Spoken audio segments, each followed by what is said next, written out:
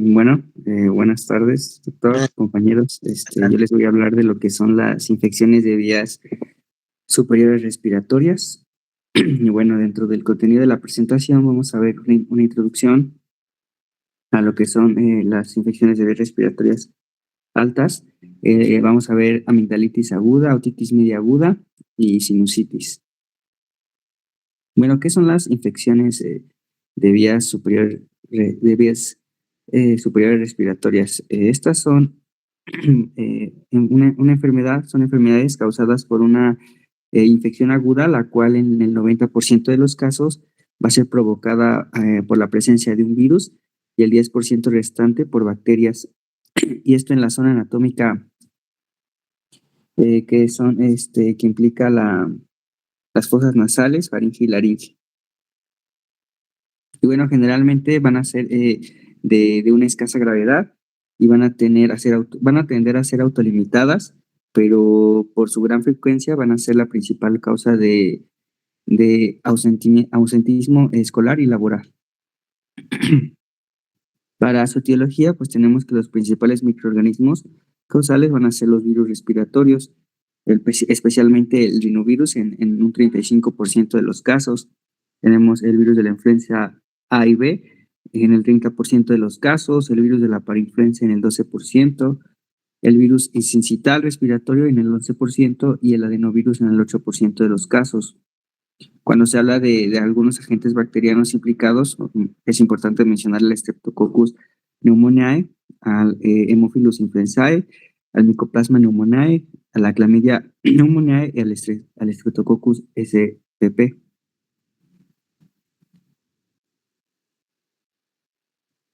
Y bueno, estas infecciones respiratorias de las vías respiratorias superiores van a tener una frecuencia muy elevada en aquellas personas de todas las edades y bueno, contribuyen uno de los principales motivos, como ya mencioné, de consulta en casi todos los países y estratos socioeconómicos, especialmente en estaciones de otoño e invierno. Cabe mencionar que estas van a ser más frecuentes en niños menores de 5 años, sobre todo si estos presentan desnutrición o viven en condiciones sanitarias deficientes o de hacinamiento. Su frecuencia presenta un aumento cuando ingresan a la escuela o a la guardería. El número de episodios respiratorios agudos que sufre un individuo es de aproximadamente de 2 a 6 episodios por año. Y bueno, el periodo de incubación va a variar de 1 a 14 días. El periodo de contagiosidad va a ser variable, pero este puede comenzar desde 1 hasta incluso 5 días antes de que el paciente presente manifestaciones clínicas. Como factores de riesgo, pues lo podemos dividir aquí en ambientales e individuales.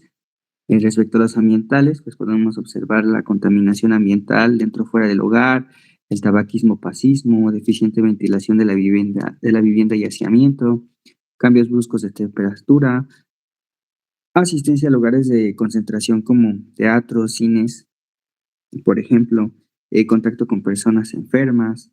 Y en cuanto a los factores de riesgo individuales, tenemos la edad, la frecuencia y gravedad son mayores en menores de 1 año y especialmente en los menores de 2 meses de edad. Tenemos también el bajo peso al nacimiento, la ausencia de lactancia materna, la desnutrición, las infecciones previas, así como un esquema incompleto de vacunación y carencia en este caso, de vitamina A.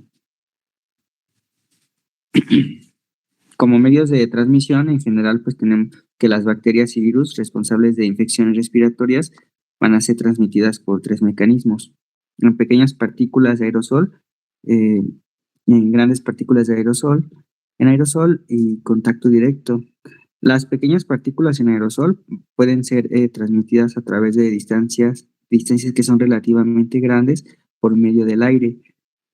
Cuando estas partículas son inhaladas, pueden alcanzar la vía aérea inferior.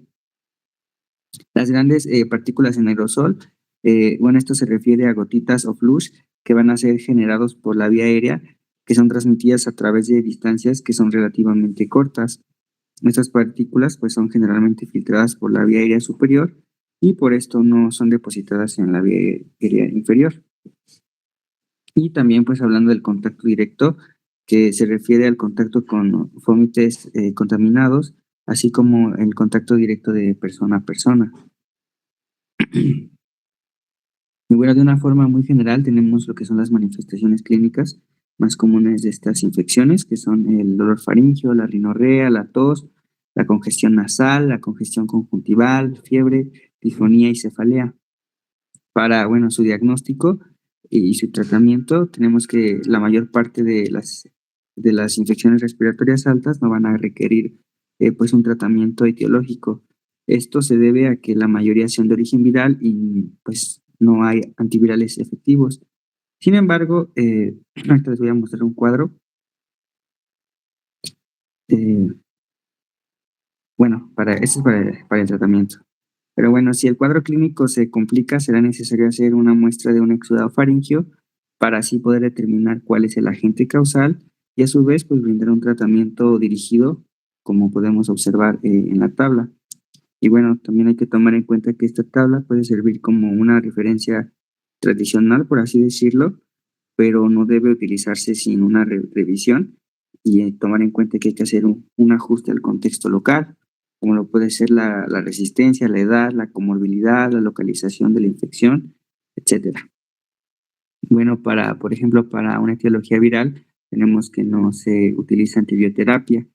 Para una etiología de origen bacteriano, tenemos la penicilina benzatínica, amoxicilina, por ejemplo, tenemos como alternativa los macrólidos. Cuando cuando hay especialmente fallas, tenemos cefuroxime acetil, tenemos cefadroxil o clindamicina. Y para otro tipo de etiologías tenemos igual los macrólidos por 10 días, como pues la citromicina también por 3 días. Y bueno, empezando con lo que es la faringoamigdalitis aguda, tenemos que esta va a ser básicamente una inflamación infecciosa de la mucosa faríngea y de las amígdalas palatinas. Esta tiene un inicio súbito que se va a manifestar principalmente con un dolor de garganta y fiebre y va a ser una de las causas más comunes de las consultas médicas, sobre todo en niños y adolescentes. Esta se va a clasificar en viral, que es la gran mayoría de los casos, y bacteriana, que es principalmente por Streptococcus beta hemolítico del grupo A o S. Y bueno, su importancia clínica va a radicar en prevenir algunas complicaciones supuradas, como pueden ser algunos abscesos pe- periamigdalinos, perdón, y las no supuradas, como puede ser una fiebre reumática. Tenemos, bueno, como ya les dije, la etiología que va a ser viral en un 70-85% de los casos, que va a ser provocado por rinovirus, coronavirus, adenovirus, el virus de la parainfluenza, Epstein-Barr en caso de una mononucleosis infecciosa y enterovirus. Estas van a causar pues cuadros leves, autolimitados, es importante decirlo, y estos van a soler acompañarse de síntomas catarrales. En cuanto a la etiología bacteriana, que tenemos que es del 15 al 30% de los casos, vamos a encontrar al Streptococcus pyogenes, que es el más frecuente y clínicamente es el más importante. También tenemos otros menos comunes, como pueden ser el Staphylococcus aureus, el Mycoplasma pneumoniae, la Neisseria gonorrhoeae o Corybacterium diphtheriae. Y bueno, en sus manifestaciones clínicas tenemos el dolor faríngeo intenso y repentino, tenemos odinofagia, que esto sabemos que es dolor al tragar, una fiebre alta mayor a 38 grados, amígdalas aumentadas de tamaño y tematosas con exudado blanquecino, como podemos observar en las imágenes. También se van a observar adenopatías cervicales anteriores, dolorosas y palpables, así como un malestar general, cefalea y mialgias. En cuadros virales vamos a observar presencia de tos, congestión nasal, ronquera, conjuntivitis o diarrea. En cuadros bacterianos pues vamos a observar ausencia de tos, fiebre elevada, puntos de pus, petequias en paladar y halitosis. Para su diagnóstico clínico hay que basarse en los criterios CENTOR modificados, en donde tenemos que la fiebre mayor a 38 grados nos da un punto, la ausencia de tos también nos da un punto, el exudado inflamatorio de amígdalas también da un punto, la adenopatía cervical anterior dolorosa también da un punto, los criterios de edad de 3 a 14 años dan un punto, en pacientes con edad de 15 a 44 años no dan punto, y en pacientes de 45 o más años esto resta un punto. Una puntuación de 3 puntos o más nos indica que hay una sospecha bacteriana y en esta se tiene que considerar una prueba rápida o el uso de antibióticos. Para las pruebas diagnósticas, pues tenemos el test rápido de detección de antígeno para Staphylococcus pyogenes y el cultivo faríngeo, que es el estándar de oro, el gold standard, cuando la prueba rápida es negativa, pero la sospecha que se tiene es alta. Y bueno, para el tratamiento tenemos que el sintomático es con analgésicos como el paracetamol o el ibuprofeno, el reposo, líquidos tibios, evitar irritantes, gárgaras con agua salina. Y para estos casos, pues ya, como ya lo mencioné, no se van a indicar antibióticos. Para el cuadro bacteriano, vamos a tener el tratamiento de primera elección, que es la penicilina benzatínica intramuscular como dosis única. Tenemos la penicilina 5 vía oral, 250 a 500 miligramos cada 6 horas por 10 días. Y también la amoxicilina 500 miligramos cada 8 horas por 10 días. En caso de que haya una alergia a la penicilina, tenemos que también se puede usar como alternativa la citromicina, 500 miligramos cada 24 horas por 5 días, la claritromicina, 500 miligramos cada 12 horas por 10 días, y la clindamicina, 300 miligramos cada 8 horas por 10 días. En este caso, pues hay complicaciones a vigilar, como lo pueden ser el absceso periamigdalino, la otitis media, alguna sinusitis, fiebre reumática, glomerulonefritis, postestreptocócica. Bueno, ahora tenemos lo que es la otitis media aguda, y esta es una infección aguda del oído medio que va a causar una acumulación de exudado detrás del tímpano. Esta va a ser secundaria a una disfunción de la trompa de Eustaquio. Y bueno, esta va a ser muchísimo más común en lactantes y preescolares, generalmente posterior a una infección respiratoria viral. Para la citología bacteriana tenemos que la mayoría de casos clínicamente importantes a la Streptococcus pneumoniae, que es el 40 al 50% de los casos. Tenemos a Haemophilus influenzae no tipificable del 20 al 25% de los casos. Tenemos Moraxella catarrhalis del 10 al 15% de los casos. Y en el caso de un cuadro viral, tenemos virus incital respiratorio, rinovirus, influenza y adenovirus. En cuanto a sus manifestaciones clínicas, tenemos el dolor de oído, que es la otalgia, que es su síntoma principal. Tenemos fiebre, que puede ser alta en niños, hipoacusia conductiva transitoria, esto gracias al líquido en el oído medio, irritabilidad, llanto nocturno, pérdida de apetito. En lactantes podemos observar que se tocan o se jalan el oído afectado. Va a haber otorrea, esto en caso de que haya perforación timpánica. Y bueno, a la otoscopía vamos a observar una membrana timpánica bombada que va a estar eritematosa, opaca y con una movilidad disminuida. Esto ya va a ser para confirmar un diagnóstico, ¿no?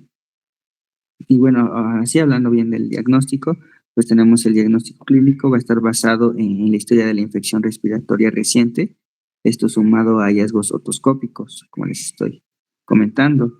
La timpanometría, que va a ser útil para confirmar la presencia de líquido. Y bueno, cultivo esto solo si hay secreción purulenta persistente o en casos que ya sean muy complicados. Como tratamiento, pues tenemos el manejo sintomático con analgésicos, compresas tibias locales, descongestionantes nasales en casos seleccionados, especialmente los no prolongados. Y bueno, como tratamiento antibiótico, la primera elección es amoxicilina, de 80 a 90 miligramos por kilo por día, esto máximamente en un rango de 3 gramos por día, dividida en cada 8 horas por 7 a 10 días. Si falla o se sospecha de una resistencia, se puede utilizar amoxicilina clavulánico. ¿Alguna otra alternativa? Pues tenemos la cefuroxima acetil y la ceftriaxona intramuscular de 1 a 3 días. Y en caso de que haya una alergia a la penicilina, tenemos la acitromicina o la claritromicina. De esto, de todo esto podemos observar que en mayores de 2 años con síntomas leves podemos esperar de 48 a 72 horas antes de iniciar un tratamiento antibiótico y todo esto bajo una buena vigilancia. En cuanto a complicaciones, pues podemos encontrar mastoiditis, una perforación timpánica, hipoacusia persistente y en casos muy, muy, muy raros, una meningitis. Y ahora pasando a hablar de la sinusitis, esta es una inflamación de la mucosa de los senos paranasales, que sabemos que son el maxilar, el etmoidal, el frontal o el esfenoidal. Esta pues va a estar causada por la obstrucción del drenaje mucoso y esto generalmente posterior a una infección viral en las vías respiratorias superiores. Esta se va a considerar aguda cuando los síntomas duran pues aproximadamente 4 semanas. Para su etiología, tenemos que en el 90 al 98% de los casos va a ser viral por rinovirus, coronavirus, virus de influenza y parainfluenza. En la etiología bacteriana tenemos que es el 2 al 10% de los casos, un porcentaje muy, muy bajo. Tenemos a Streptococcus pneumoniae, Haemophilus influenzae, Moraxella catarrhalis y en casos muchísimo menos frecuentes todavía, Staphylococcus aureus. Para sus manifestaciones clínicas vamos a encontrar una congestión o bloqueo nasal muy persistente, rinorrea purulenta que puede ser verde o amarillenta, un dolor o presión facial que es importante decir que va a empeorar al inclinarse hacia adelante. Tenemos hiposomia o anosmia, tos nocturna o al despertar, una fiebre mayor a 38 grados en el caso de que esta sea bacteriana. Y también es importante la localización del dolor. En caso de que sea maxilar, el dolor va a estar en pómulos y dientes superiores. En caso de que sea etmoidal, vamos a encontrar el dolor en la raíz nasal, entre los ojos. Y en caso de que sea frontal, vamos a encontrar el dolor en la frente, acompañada de una cefalea matutina. Para su diagnóstico, para el diagnóstico clínico vamos a encontrar una persistencia de los síntomas mayor a 10 días o un empeoramiento después del día 5. Y en casos refractarios se va a solicitar un cultivo de secreción sinusal.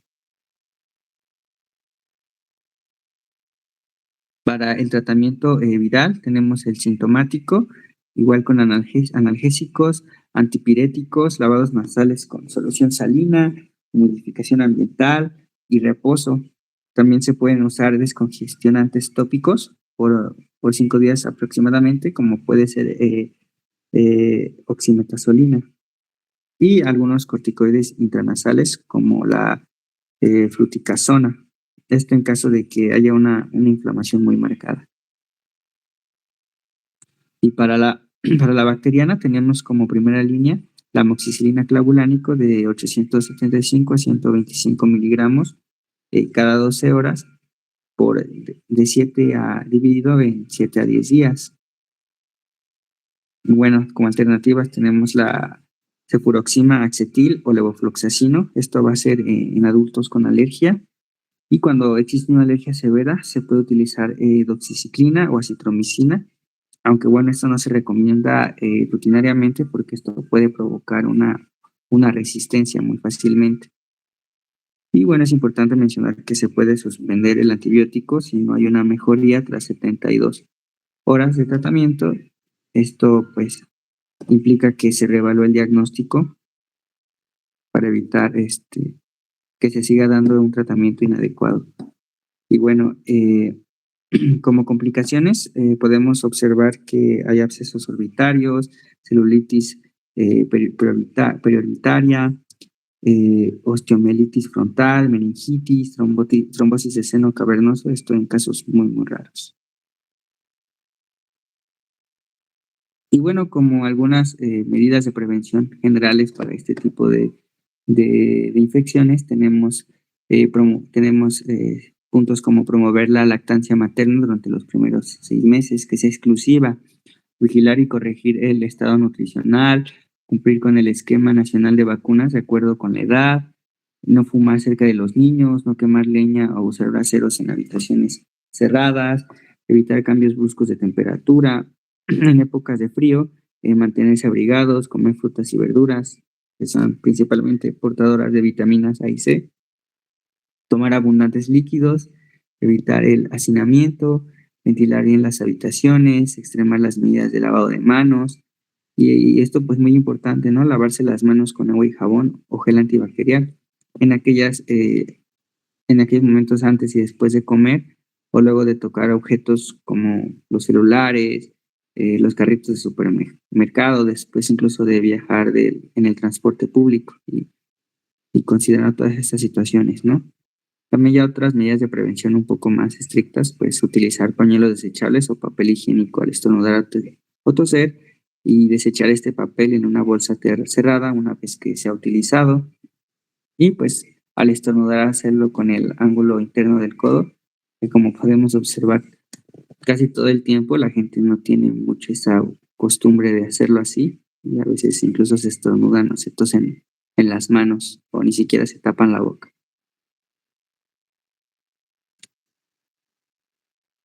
Y bueno, yo como artículo les voy a presentar este que me pareció muy importante, que se llama La influencia de las características climáticas y del entorno urbano en las infecciones de vías superiores respiratorias.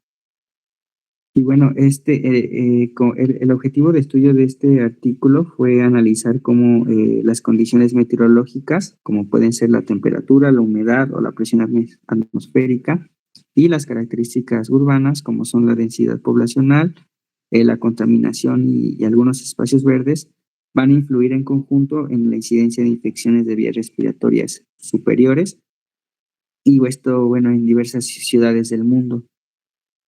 Para su metodología, bueno, el tipo de estudio fue observacional, ecológico multicéntrico, y los datos fueron registros de salud pública y parámetros meteorológicos de 20 ciudades distintas en distintas regiones, como en América, en Europa, en Asia y en África.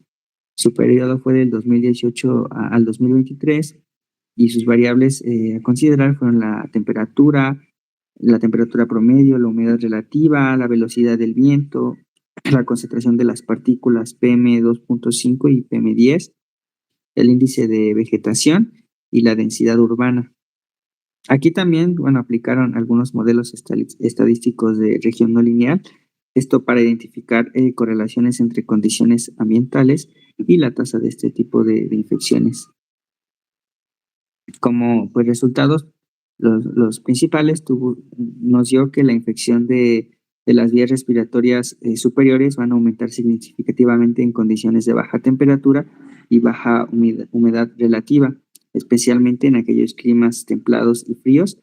Y bueno, en las ciudades con alta contaminación por partículas mostraron una tasa más elevada de este tipo de infecciones. También, bueno, un punto muy importante en los resultados fue que las áreas con más espacios verdes urbanos presentaron una mayor incidencia de este tipo de infecciones. Esto sugiere un efecto protector ambiental y también se identificó un patrón estacional claro que tuvo picos en casos durante invierno y comienzos de primavera. Como otro punto importante, también tuvimos que la densidad poblacional alta y el tráfico vehicular intenso son factores que van a potenciar la transmisión. Como, bueno, conclusión del artículo, todo este estudio demostró que las condiciones climáticas y ambientales urbanas van a influir directamente en la incidencia de infecciones respiratorias superiores. El frío y la sequedad, la contaminación del aire y todo esto favorece la transmisión viral y aumenta la vulnerabilidad de las vías respiratorias. Algo importante también, ¿no? Que la planificación urbana saludable con áreas verdes y control de contaminantes puede ser una medida preventiva muy efectiva, como pues escuchamos en los resultados. Y bueno, se recomienda para todo esto integrar algunas variables climáticas y ambientales en los sistemas de vigilancia epidemiológica y en estrategias de prevención para la salud pública. A mí, bueno, este artículo me pareció importante porque, bueno, aparte de que es actual, sí aporta esta evidencia sobre la relación en el entorno urbano y lo que es la salud respiratoria. Y bueno, todo esto destaca, ¿no? Cómo el cambio climático y la urbanización afectan las infecciones respiratorias comunes, como pues las que vimos en la presentación, la faringitis, la rinitis y la sinusitis. Y bueno, esto fue todo por mi parte. Muy bien, doctor, muchas felicidades, muy bien presentado. Y miren, compañeros, la importancia de este tema radica en que ese es el pan nuestro de cada día. Lo que vamos a ver sí o sí siempre en la consulta van a ser enfermedades infecciosas y, como les digo, de ellas las más comunes, como lo acaba de explicar el compañero, son las infecciones de las vías aéreas superiores.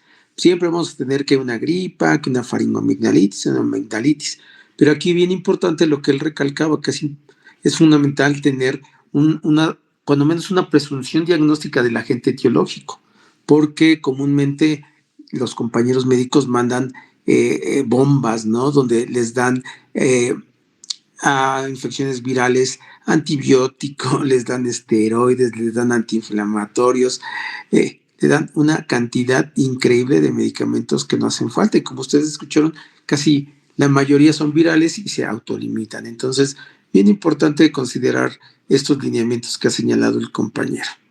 Muy bien, pues para seguir avanzando, al jefe le encargo si cancela esta sesión e iniciamos otra para que no nos agarre a medio camino con las presentaciones de este día.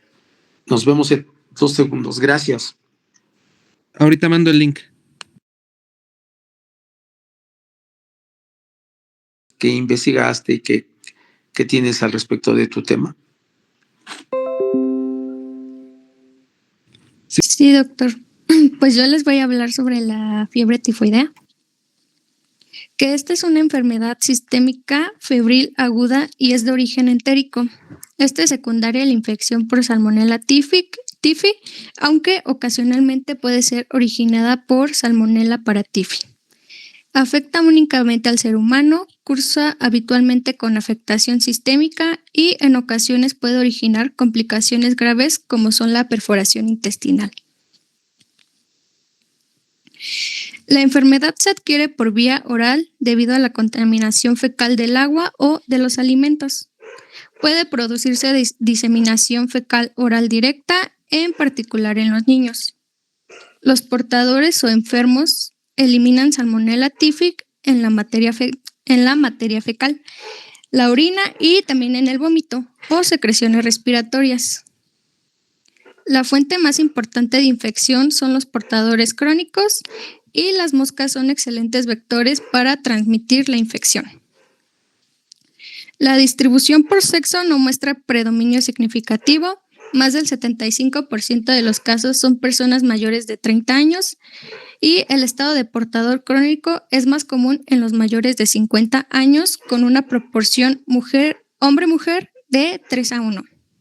Las entidades con el mayor número de reportes son Jalisco, Quintana Roo, Guanajuato, Yucatán y Sonora. Las salmonelas son bacilos gram negativos, anaerobios facultativos, no esporulados. Tienen antígenos somáticos, que son lipopolisacáridos de la pared celular, antígenos flagelares, que son proteínas, y también tienen un antígeno no capsular o de virulencia. La puerta de entrada es el tracto gastrointestinal. Los bacilos se multiplican en la porción superior del intestino delgado, luego penetran a la mucosa y llegan a los linfáticos regionales. Pasan a la circulación sistémica a través de la linfa y 24 a 72 horas después de la ingestión producen una bacteremia inicial transitoria y asintomática. Las bacterias son captadas por el sistema reticuloendotelial y después de una multiplicación intracelular penetran nuevamente en la circulación y producen una bacteremia continua durante días o semanas. Y esto coincide con el comienzo de las manifestaciones clínicas. El aumento de Salmonella typhi en las heces durante la segunda y tercera semana de la infección se debe a la llegada al intestino de un gran número de bacterias. Y esto es importante porque está en relación directa con el número de microorganismos ingeridos. La lesión más característica es la proliferación de grandes células mononucleares en distintos tejidos. Se localizan clásicamente en el tejido linfoide del intestino, en especial en las placas de Peyer y en los folículos linfáticos del ciego. Pueden determinar necrosis y ulceración local, que si se profundiza lleva a la perforación. Los vasos sanguíneos suelen erosionarse, lo que provoca hemorragia intestinal. Hay aumento del tamaño del hígado, que presenta cúmulos de células mononucleares fagocíticas, y también se observan áreas de necrosis e hiperplasia de los ganglios mesentéricos con gran activación de la función fagocítica del sistema reticuloendotelial. Las etapas de la infección son el encuentro primario, donde la infección inicia tras la ingesta de alimentos contaminados con salmonela. Después la salmonela utiliza fimbrias y otras adhesinas para adherirse a las células epiteliales intestinales, especialmente a las células M.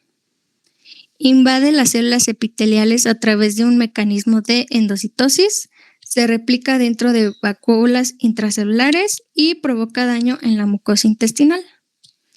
Esto sobrevive dentro de macrófagos, evitando su destrucción. Y después puede pasar a las células intestinales o a los ganglios linfáticos y a través de los macrófagos infectados entra al torrente sanguíneo y por último se excreta en las heces completando el ciclo de transmisión.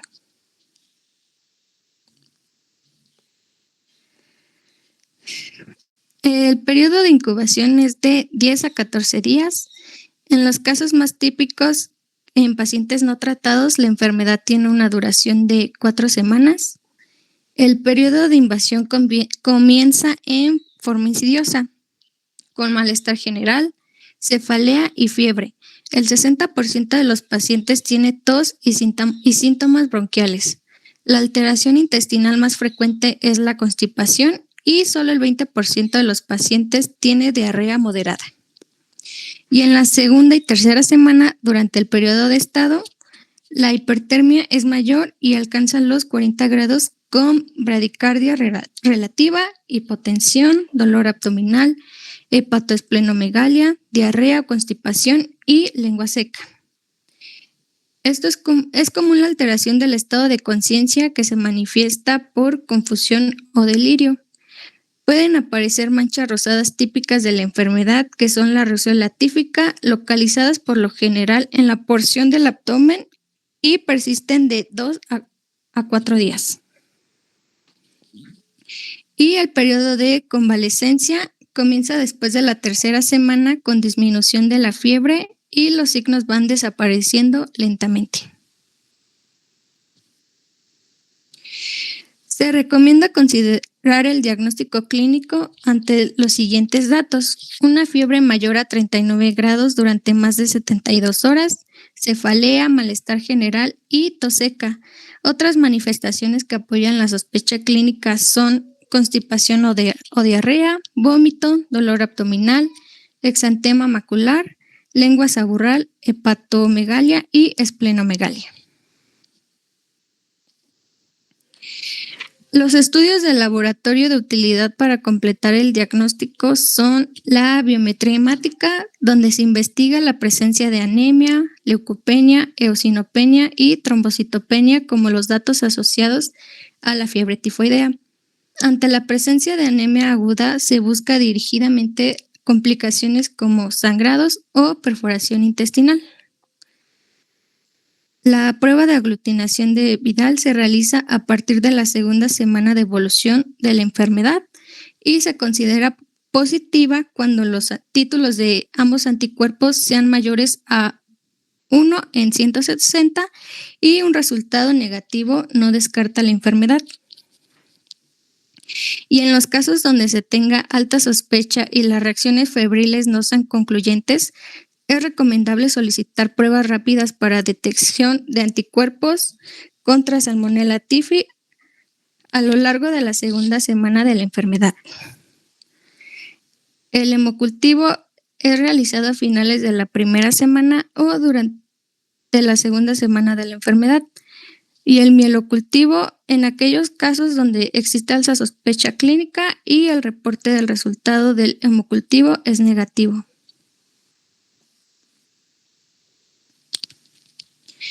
Para la prevención de la fiebre tifoidea se recomienda utilizar cualquiera de las dos vacunas autorizadas, que son la TY21A o vacuna de polisacáridos. Ninguna de estas vacunas está indicada actualmente para los niños menores de 2 años de edad. Para pacientes inmunocomprometidos es recomendable la utilización de la vacuna de polisacáridos.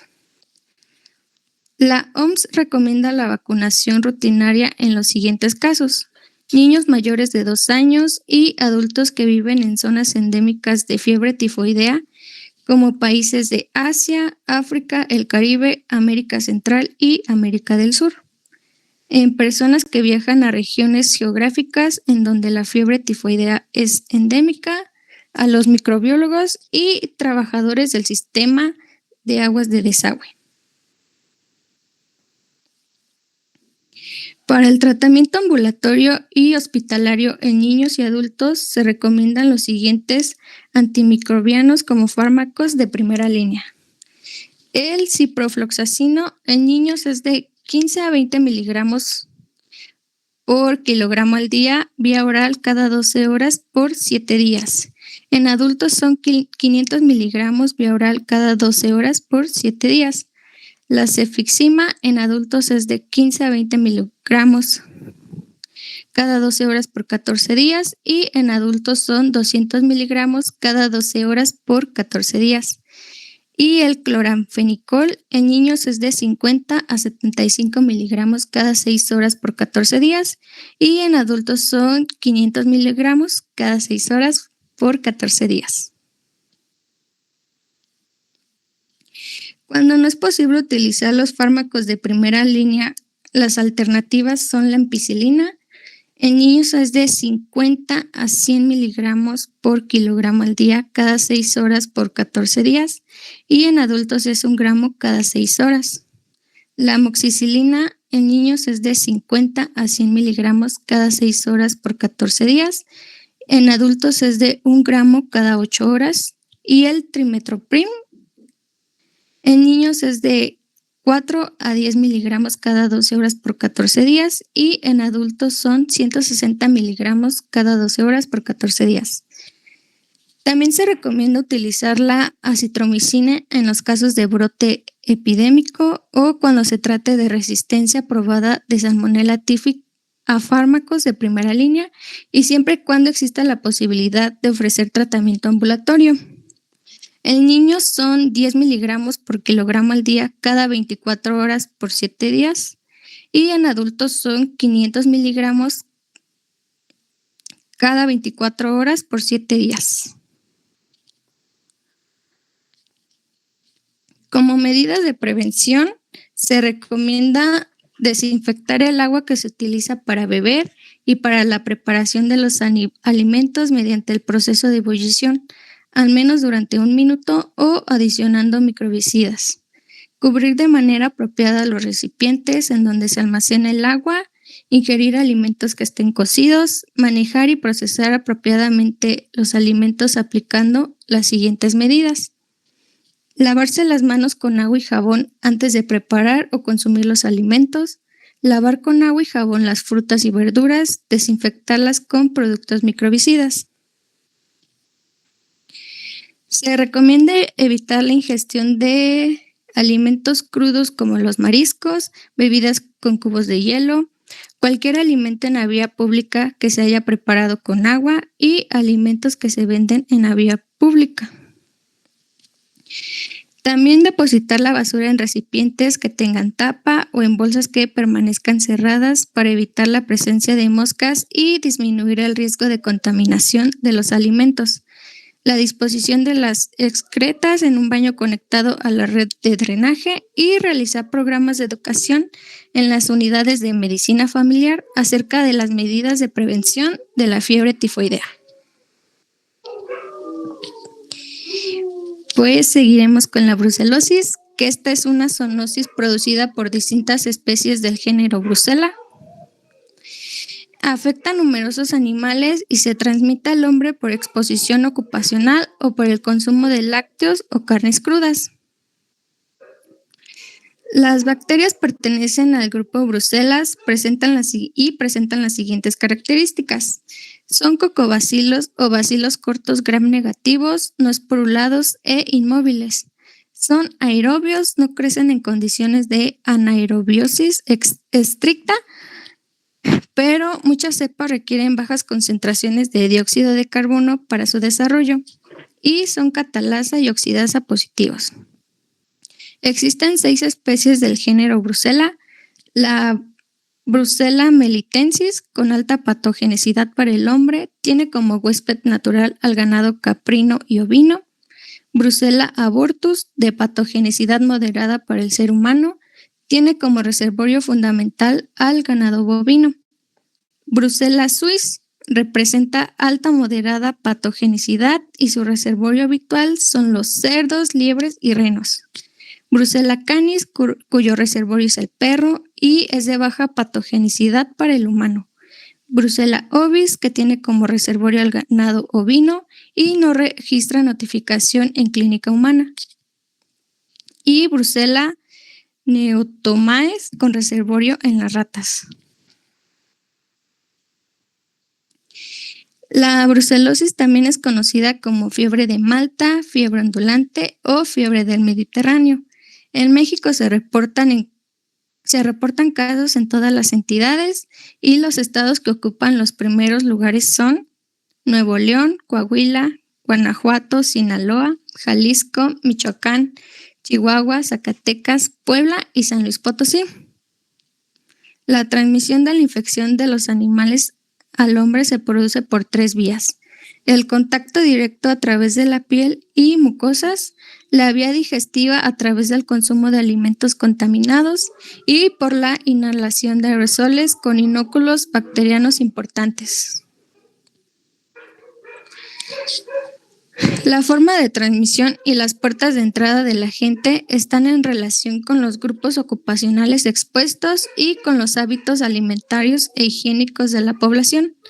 La vía cutánea, mucocutánea o mucosa es frecuentemente en trabajadores agropecuarios y médicos veterinarios. La vía respiratoria a través de los aerosoles. La infección por vía digestiva se debe a la ingestión de leche o derivados no pasteurizados. También se documentaron casos de infección por transfusión de sangre, por transmisión vertical de la madre al feto y por contacto sexual. Cuando las bacterias pasan la barrera mucosa o cutánea, son fagocitadas por los leucocitos polimorfonucleares y mononucleares. Ingresan en el sistema linfático y se multiplican en los ganglios regionales. Una vez que sobrepasan esta barrera, se diseminan por vía hemática algunos órganos como el hígado, vaso, médula ósea, los ganglios linfáticos y los riñones.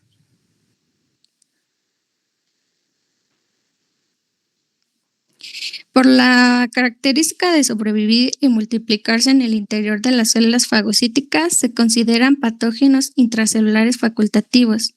La infección también induce la respuesta inmune humoral y celular. Su magnitud y duración está determinada por varios factores, como la virulencia de la cepa infectante, el tamaño del inóculo, la edad, el sexo y el estado inmune del hospedero. La respuesta humoral se caracteriza por un aumento inicial de anticuerpos IgM que alcanza su máximo nivel al tercer mes y luego declinan en forma gradual. El aumento de anticuerpos IgG se produce luego de la segunda semana de infección y llega a niveles máximos durante el segundo mes. Los anticuerpos intervienen en la opsonización de bacterias, favorecen la fagocitosis y desempeñan un papel protector en la reinfección.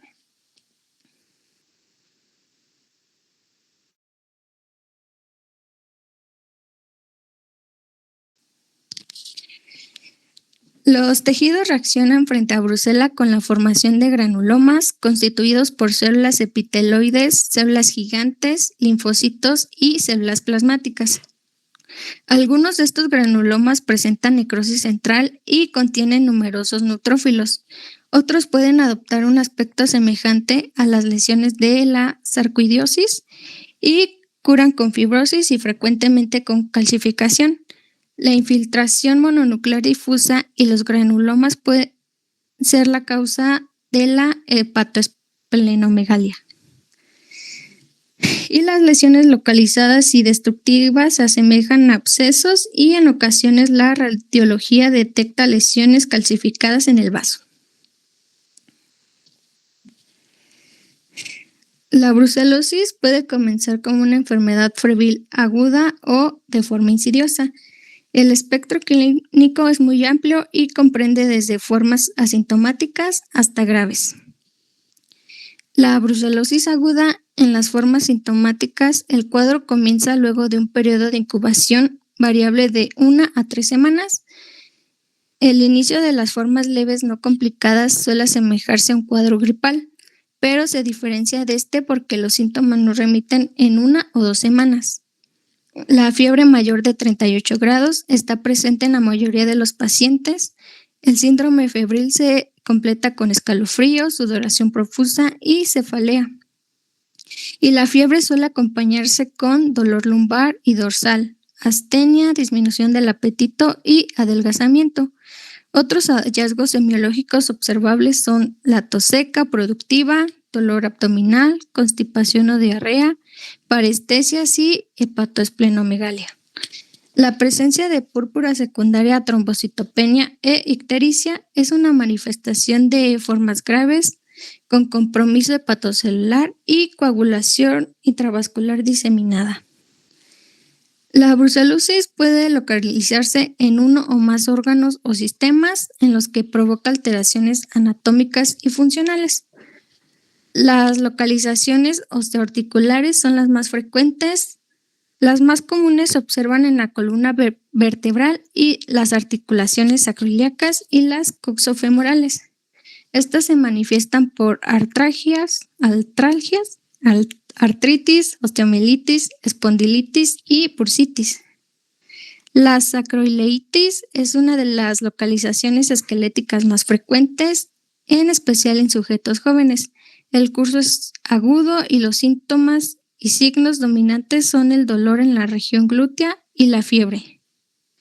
El curso clínico de la artritis es agudo o subagudo, y hay que diferenciarlo de la inflamación de los tejidos periarticulares como la bursitis, que se caracteriza por una localización errática. La mayoría de los pacientes solo refieren a artralgias. La espondilitis, que es la localización esquelética más grave de la brucelosis, afecta a personas del sexo masculino y edad avanzada, y la localización más común es la columna lumbar, se manifiesta por dolor intenso y compresión radicular. La localización en el sistema nervioso no es frecuente. Los síndromes clínicos más comunes son meningitis, encefalitis, mielitis, radiculitis, neuritis o una combinación de ellos. El curso clínico puede ser agudo, subagudo o crónico y presentarse en etapas tempranas o tardías de la enfermedad. La forma más frecuente de afectación es la meningoencefalitis, que puede observarse parálisis de uno o más nervios craneales, principalmente los pares 3, 6 y 7. Las localizaciones cardiovasculares son poco frecuentes, pero de alta mortalidad, como la endocarditis, miocarditis y pericarditis. La localización hepática es frecuente, se observan grados leves a moderados de citólisis hepatocitiaria, que se manifiesta por aumento de la fosfatasa alcalina y de las transaminasas al doble o triple de sus valores normales. El hallazgo clínico es hepatomegalia y la ictericia e insuficiencia hepática son raras. Y la localización esplénica muestra la predilección de Brucella por el sistema reticulohistocitiario, lo que determina que el vaso sea altamente vulnerable a la infección. La esplenomegalia es común en los casos agudos. La brucelosis crónica, que entre los distintos autores no hay consenso acerca de la definición de esta, que es un término que parece estar cayendo en desuso por su escasa utilidad. La padecerían aquellos pacientes que continúan sintomáticos por un periodo mayor de 6 meses posterior a la infección. Y las reinfecciones se dan en personas que por razones laborales están continuamente expuestas a brucela y por lo general las manifestaciones clínicas son más leves. Y en la brucelosis, de forma rutinaria, se realizan 2 pruebas serológicas para la determinación de anticuerpos, una presuntiva y otra confirmatoria. Se lleva a cabo después de la primera consulta en la que clínicamente se sospecha de la enfermedad y antes de iniciar el tratamiento farmacológico, para repetirse después como pruebas de control a los 30, 90 y 180 días en que se concluye el tratamiento. La prueba presuntiva de aglutinación con antígeno de Bengala. Este es un método indirecto que emplea brucelas inactivas y teñidas que mediante la observación de la aglutinación demuestra anticuerpos específicos en el suero del paciente y deberá realizarse conforme a lo siguiente. Está indicada en pacientes con sintomatología de brucelosis. La muestra biológica requerida es suero del paciente o líquido cefalorraquídeo. Se utiliza un antígeno para buscar la presencia de un aglutinado rosa intenso y la interpretación del resultado es cualitativo. Es positivo cuando hay presencia de aglutinación y negativo cuando hay una ausencia. La prueba confirmatoria de aglutinación estándar consiste en la demostración de anticuerpos antibrucela por aglutinación, utilizando bacterias inactivas que permiten identificar inmunoglobulinas específicas de las clases IgM, que esta demuestra una infección en etapa inicial. La IgG demuestra infección en etapa crónica y la IgA demuestra una infección previa. Está indicada en pacientes con sintomatología y prueba rosa de Bengala positiva. La muestra requerida es el suero, plasma o líquido cefalorraquídeo. Se emplea como antígeno una suspensión de Brucella abortus inactiva no teñida, la cual se agrega a diluciones de la muestra problema en solución salina fenolada. Se incuba y se busca la presencia de la aglutinación. El informe corresponde al título obtenido y este es considerado positivo con una dilución igual o mayor a 1 en 80. Y la prueba confirmatoria de aglutinación en presencia de 2-mercaptoetanol para la demostración de anticuerpos antibrucela por aglutinación en presencia de este reactivo. Es similar a la prueba de SAT, pero al agregarse el 2-mercaptoetanol, este inactiva la IgM, por lo que al presentarse la aglutinación, estas serán de IgG. La prueba deberá realizarse conforme a lo siguiente. Está indicada en pacientes con sintomatología de brucelosis, prueba rosa de Bengala positiva. La muestra requerida se utiliza suero, plasma o líquido cefalorraquídeo. Se emplea como antígeno una suspensión de Brucella abortus inactiva, no teñida, la cual se agrega diluciones de la muestra problema en una solución salina de 2-mercaptoetanol, se incuba y se busca la presencia de mallas de aglutinación. Y el informe corresponde al título obtenido y este es considerado positivo con una dilución igual o mayor a 1 en 120.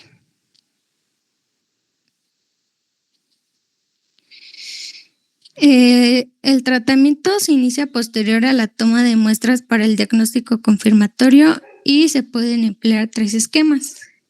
El esquema A, que es de primera elección en adultos con función renal normal, mujeres no embarazadas ni en lactancia.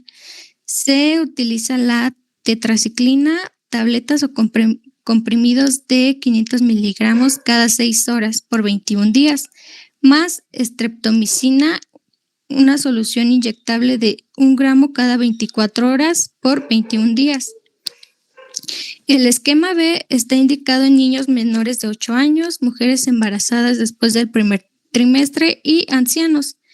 En adultos se utiliza rifampicina de 300 miligramos cada 8 horas más trimetoprim con sulfametoxazol cada 12 horas por 21 días. En niños se utiliza rifampicina 20 miligramos dividido en 3 dosis más trimetoprim con sulfametoxazol dividido en 2 dosis por 21 días. Y el esquema C, donde existe un fracaso de la administración de los esquemas A y B o en los que la enfermedad presenta un curso prolongado. En adultos se utiliza doxiciclina 200 miligramos cada 24 horas por 6 semanas, más rifampicina de 600 a 900 miligramos cada 24 horas por 6 semanas. En niños se utiliza doxiciclina de 4 a 5 miligramos por 6 semanas divididos en 3 dosis, más rifampicina de 20 miligramos dividido en 3 dosis por 6 semanas.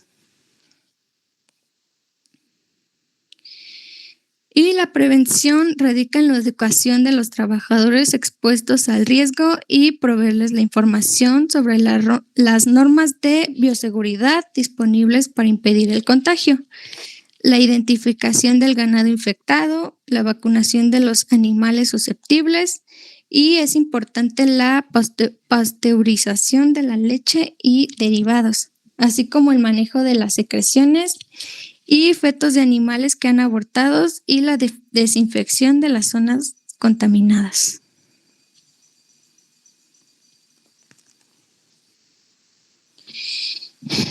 Pues el artículo que elegí se llama Eficacia de la acitromicina oral en el tratamiento de la fiebre entérica, un estudio hospitalario en pacientes pediátricos. El artículo menciona que la fiebre entérica es frecuente en los países subdesarrollados y en desarrollo.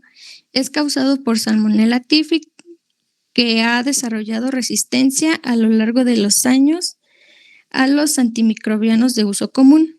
Algunos autores han demostrado que la acitromicina oral es efectiva en la fiebre entérica, ampliamente resistente a los medicamentos. Es un estudio transversal retrospectivo, la duración del estudio fue de 1 año y se incluyeron todos los pacientes pediátricos que cumplían con los criterios de inclusión para la fiebre entérica ampliamente resistente a los medicamentos, los datos sobre la demografía del paciente, el hemocultivo y los resultados del laboratorio. De un total de 106 pacientes, 72 eran hombres y 34 eran mujeres. La edad media fue de 7.51 con un rango de 1 a 15 años.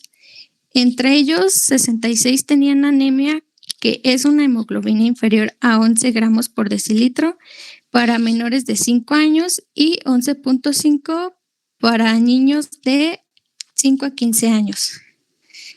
con un nivel medio de hemoglobina de 10.6 gramos por decilitro. También se encontró trombocitopenia en 14 pacientes y el recuento medio de plaquetas fue de 317 por 103 células por microlitro y los leucocitos fue de 9.71 por 103 células por microlitro. Sin embargo, la leucopenia se observó en solo 5 pacientes y en el 98.1% de los casos se encontró que la acitromicina era efectiva en el tratamiento de la fiebre entérica causada por salmonela ampliamente resistente a los medicamentos. Y en conclusión, la acitromicina es eficaz en el tratamiento extensivo de la fiebre entérica resistente a los medicamentos. Esta se puede usar con confianza en pacientes sin complicaciones o con complicaciones leves con fiebre entérica ampliamente resistente. Se debe seguir un buen cumplimiento y una dosis completa para evitar la resistencia a este medicamento. Siempre se deben enviar hemocultivos al prescribir antibióticos, especialmente cuando se sospecha de fiebre entérica. Y sería todo. Bien, doctora. Bien, gracias. Pues el tema que te tocó es un tema también muy común. Vemos muchísima patología de origen infeccioso abdominal y empezamos ahorita con tiempos donde ya la lluvia desaparece y empieza el tiempo frío y la ecología ambiental se modifica y vienen los tiempos de calor nuevamente y es cuando se empiezan a disparar los focos de infecciones agudas intestinales. Causas frecuentes, pues de tipo bacteriano, tenemos la salmonela como primer causa, y siempre hay que considerar, porque es un germen que es común en nuestro medio, generalmente es una infección bastante agresiva. La salmonela tiene la capacidad de destruir nuestras defensas porque se come a los macrófagos, debería de ser al revés, se los fagocita y pues estamos en un estado de compromiso inmunitario por esta razón. Entonces, siempre que tengamos nosotros la sospecha de una infección de tipo salmonelar, tenemos las pruebas febriles, las reacciones febriles, que son pruebas rápidas que pueden darnos la información, pero el cuadro clínico es altamente sugestivo. Es decir, el cuadro clínico se refiere a que nos manifiestan cefalea, dolor articular, dolor muscular, hipotensión, bradicardia, una dinamia muy importante y las evacuaciones que inicialmente son evacuaciones tipo constipación y después se vuelven líquidas, es la característica. Con esto más la confirmación por laboratorio con leucopenia, con las reacciones febriles positivas, pues debemos de considerar que tenemos a la vista una infección por salmonela y hay que darle tratamiento. Afortunadamente no es como en los viejos tiempos donde nada más teníamos el cloranfenicol, que era altamente efectivo pero muy tóxico. Ahora tenemos muchos fármacos. El esquema clásico de la ampicilina más el trimethoprim, pues funcionó en su tiempo. Ahorita tenemos quinolonas que son altamente efectivas, seguras y fáciles de mandar, entonces no lo olviden. Las demás infecciones tienen sus características propias, muchas tienen mucho que ver con que la gente todavía considera que los productos del campo son muy sanos y realmente están contaminados y tienen brucela, tienen shigella, tienen proteus y no lo olviden. Vienen afortunadamente en las reacciones febriles ese kit de ser positivos, titulaciones de un mayor a unos 160 son indicativos de tratamiento y generalmente tienen una muy buena respuesta, como les digo, con quinolonas actualmente. Así es de que no hay motivo por el cual un paciente no se pueda atender o no se atienda oportunamente porque la información que nos da clínicamente y la información que nos da el laboratorio es muy es muy acentuada y podemos dar nosotros mismos, sin necesidad de referir a nuestros pacientes, el manejo que requieren. Bueno, no sé si alguien tenga algún comentario al respecto. ¿No? Bueno. Ahí les va un aviso importante. La próxima semana es día lunes 3 de noviembre. Es un día normal para todos, menos para algunas personas como yo que trabajamos para el gobierno del Estado de México, que considera que es un día feriado. Ese día yo tengo que elaborar y entonces lo que podemos hacer es vernos ese día ahí, igual que hoy, con algunas situaciones de que debemos dar nuestra clase un poquito rápida porque como voy a estar pues trabajando, no voy a tener el tiempo como normalmente tengo para ustedes. Entonces nos vemos a la 1:30, ¿a qué hora es correcto para ustedes? No los escucho. Tal vez 1:30, doctor, debido a la clase anterior, que como que a veces se nos complica un poquito. Entonces 1:30 es como más seguro, pues. Bien, Y está bien, me perfecto. parece. Sí, a la 1:30 entonces, para que nos reunamos, bueno, le hagamos como siempre y tengamos pues nuestra clasecita. Si no hay más por hoy, damos por concluido nuestra sesión y nos saludamos la próxima semana. Cuídense mucho y estén bien. Hasta pronto.